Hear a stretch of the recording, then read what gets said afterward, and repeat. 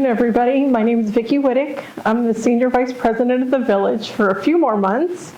And one of the joys I've had over all my years here is that I've sort of become the unofficial historian for the village as far as keeping the history in a semblance of an order. You know, history is something I've always had a passion for.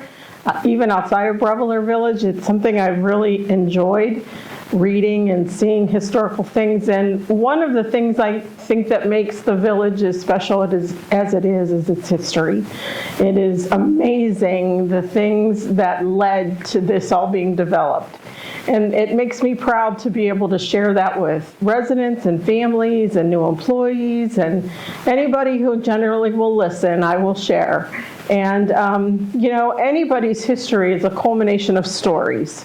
It's events and things that have happened in the past that move the future forward. So I was researching how I wanted to present this, and we have a lot of historical books here, a lot of things that have been left to us over the years.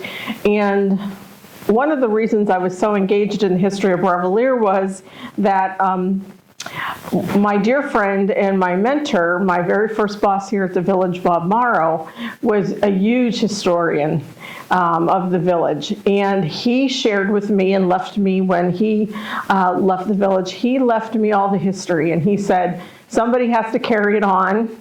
So I figured, you know, you have such an interest in it, I'm going to let you do it. So I, over the years, have had the opportunities to speak to a lot of different people about the actually four components of what makes the village what it is today.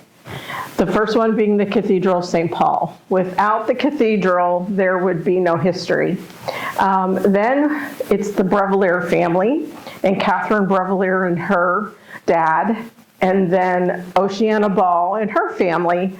And then we rounded out with the Brothers of St. Barnabas, an Episcopal order of priests in Pittsburgh near Gibsonia, Pennsylvania, who actually really were the ones who started the history many, many, many years ago.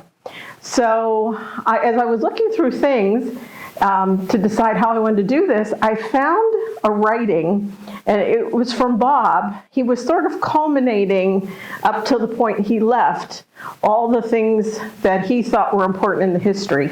Now, I'm not going to read the whole thing because it's 11 pages, but if you will just give me a few moments of the time to just read some of the words that he wrote back, you know, this had to be between 1977 and when he left, probably shortly at the end of the 80s. So it starts out with, welcome to Brevillier Village, a place with a colorful history and a promising future. Caught me from the get-go.